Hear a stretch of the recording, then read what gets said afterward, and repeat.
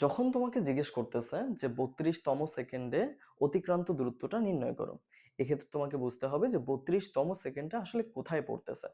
লক্ষ্য করো, আমরা যদি আমাদের এখানে প্রশ্নটার মধ্যে একটু ভালো করে লক্ষ্য করি, তাহলে 35, এই যে 25, এইখানে হয়তো বা কোনো এক জায়গায় 31 এবং 32 থাকবে। এই দুইটার মাঝখানের ডিফারেন্সটা আমরা বের করতে চাচ্ছি। বুঝতে পারলাম? তাহলে আমরা কি বের করতে চাচ্ছি? আমরা বের করতে চাচ্ছি এই দুইটার মাঝখানের, এই দুইটা টাইমের মাঝখানের অতিক্রান্ত দূরত্বের ডিফারেন্সটা। তাহলে অতিক্রান্ত দূরত্বকে আমরা এখানে S32 মাইনাস S31 এভাবে বের করতে পারি।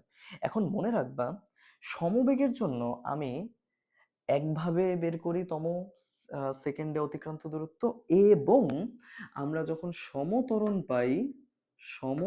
পাই এর জন্য আমরা একটু ভিন্নভাবে অতিক্রান্ত দূরত্বটা নির্ণয় করে থাকি। তাহলে দুইটাই আমি তোমাকে দেখায় দিচ্ছি। মনে রাখবা, সমবেগের জন্য ভি এর মান হচ্ছে কত? ভি এর মান হচ্ছে তোমার একটা নির্দিষ্ট জিনিস যেটা দেওয়া থাকবে, এবং টি এর মান হচ্ছে, যেহেতু তম সেকেন্ড, তুমি হচ্ছে জাস্ট 1 সেকেন্ড চিন্তা করবা তখন। বুঝতে পারছো? যখন তোমাকে এন তম সেকেন্ডে অতিক্রান্ত দূরত্ব আস করবে, তখন সমবেগের জন্য তুমি এখানে টি এর মানটা 1 সেকেন্ড চিন্তা করবা। তাহলে এস বের করবা কিভাবে? ভিটি, এস ইকুয়ালস টু হচ্ছে ভি ইন্টু টি।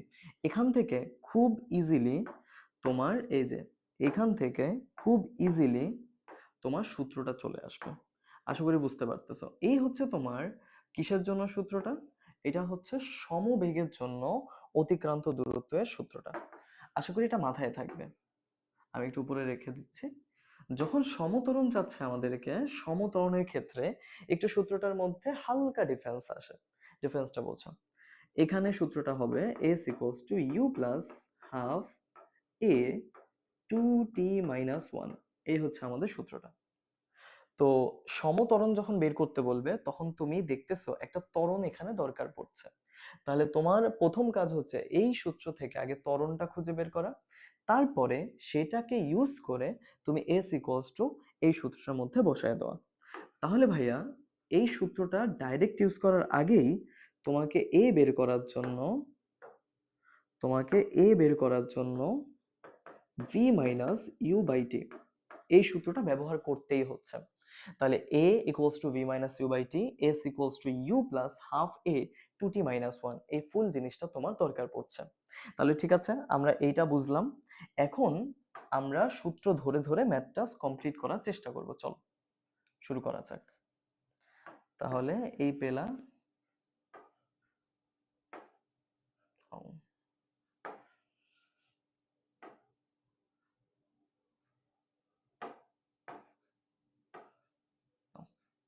এ হচ্ছে তোমার সূত্রটা। আমাদেরকে যে প্রশ্নটা দিয়েছে আমরা ওইটা নিয়ে কাজ করি। চলো, আমাদের যে প্রশ্নটা দিয়েছে সেটা সলভটা কিভাবে হবে।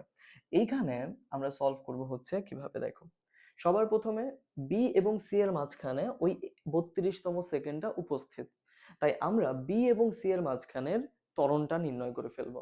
তাহলে ত্বরণ নির্ণয় কিভাবে করে? বিসি অংশের জন্য লিখি, চলো। বিসি অংশের জন্য আমরা বলতে পারি বিসি অংশের জন্য কি পাচ্ছি? a equals to V minus you by t পাচ্ছি। তাহলে দেখো, ভি এর মানটা হচ্ছে সি বরাবর, যেটা হচ্ছে 20। ভি এর মানটা হচ্ছে সি বরাবর, যেটা হচ্ছে 20 এম এস ইনভার্স 1, বিয়োগ করছো তুমি এখানে থাকা ইউ এর সাথে। জিরো, জিরো তো ছিল না, কত ছিল দেখি? বি ছিল 10। তাহলে লিখবা এখানে 10 এম এস ইনভার্স 1। বুঝতে পারছো আশা করি। এবার তোমাকে ভাগ করতে হবে টাইমিংটা দিয়ে। 35 থেকে 25, তার মানে ভাগ করবো আমরা হচ্ছে ওখানে 10 দিয়ে, কারণ 35 থেকে 25 হচ্ছে 10 ডিফারেন্স। তাহলে লিখি, চলো।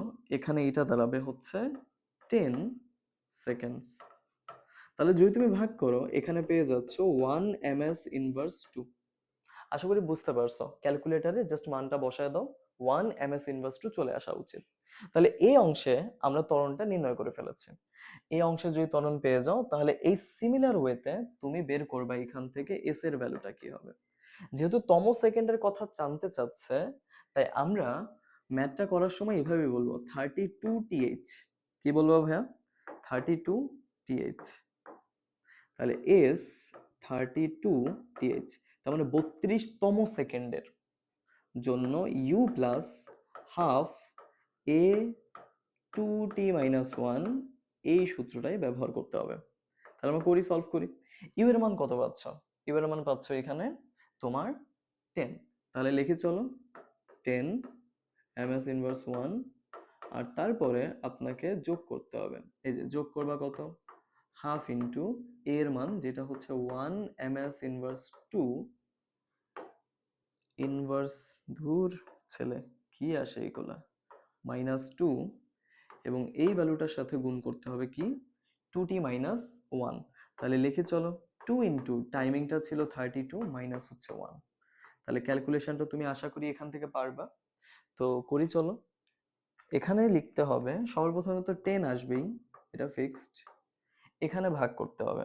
তো আমরা কি পাচ্ছি 2 ইন্টু 32 মাইনাস 1 এবং এর সাথে গুণ হবে 0.5। তাহলে এটা হচ্ছে 31.5 এমন আসে। বুঝতে পারলাম? তাহলে ওভারঅল অ্যান্সার কত দাঁড়ায়? ওভারঅল অ্যান্সার দাঁড়ায় হচ্ছে 41.5 মিটার। বুঝতে পারছো? তাহলে এইটা টোটাল অতিক্রম করে কতটুকু ডিস্টেন্স? এটা অতিক্রম করে হচ্ছে টোটাল 41.5 মিটার পরিমাণ ডিস্টেন্স শুধুমাত্র 32তম সেকেন্ডেই। তার মানে ওই 32তম সেকেন্ড, ওই 1 সেকেন্ডে 31 সেকেন্ড থেকে 32 সেকেন্ড, ওই মাঝখানের ডিস্টেন্সটায় মানে মাঝখানের সেই টাইমের ডিফারেন্সে সে 41.5 মিটার দূরত্ব অতিক্রম করে ফেলে। তাহলে আশা করি তুমি বুঝতে পারলা যে তম সেকেন্ডের প্রশ্ন বললে তুমি সলভ করবা কিভাবে। এটা হচ্ছে আমাদের অ্যান্সার। থ্যাংক ইউ সবাইকে।